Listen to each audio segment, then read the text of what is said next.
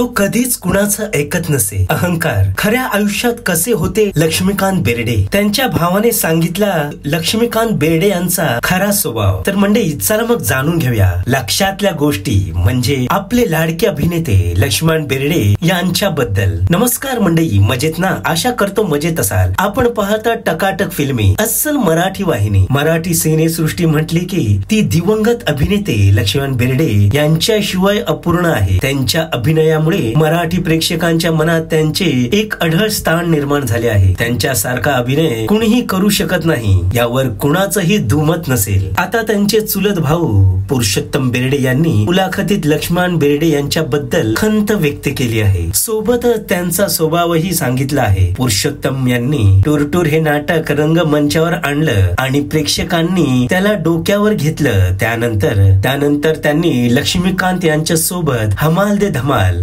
शेम टू शेम, एकापेक्षा एक, हाच सुनबाईचा भाऊ असे चित्रपट केले जे गाजले. लक्ष्मीकांत यांना मद्यपानाची सवय लागली होती. मात्र त्यांच्या म्हणण्यानुसार जर लक्ष्मीकांत यांनी त्यांच्या जवळच्या व्यक्तीचं ऐकलं असतं तर आजही ते आपल्यात असते. एका दिलेल्या मुलाखतीत पुरुषोत्तम म्हणाले, लक्ष्मीकांतला मी लहानपणापासून ओळखतो. तो कोणाचंही ऐकण्याच्या मनस्थितीत नसायचा. कोणाच्या हाताखाली राहायचं हा त्याचा प्रांतच नव्हता. लक्ष्मीकांतला मी कधीच सांगू शकलो नाही की तू ह्या गोष्टींपासून लांब राहा. त्याला सुपरस्टार पद मिळालं आणि त्याने ज्या पद्धतीने त्यांचं लाईफस्टाईल बदललं त्या गोष्टीपासून त्याला लांब जाण्यासाठी अध्यात्माची गरज होती. त्याला ते कसं सांगायचं हे मला कळत नव्हतं. या क्षेत्रात तुम्हाला अध्यात्म अत्यंत महत्वाचं आहे. अहंकारावर ताबा मिळवायचा असेल तर तुम्हाला हा मार्ग निवडायलाच हवा. त्याने जर त्याच्या बायकोचं, प्रियाचं सुद्धा ऐकलं असतं. एक मोठं उदाहरण सांगतो. निवेदिता ही अशोक सराफ यांची सगळं लाईफ प्लॅन करते. पुढे ते म्हणाले, शरीर हे तुमचं माध्यम आहे. लोकांसमोर येण्याचं तेच जर तुम्ही नाही सांभाळलं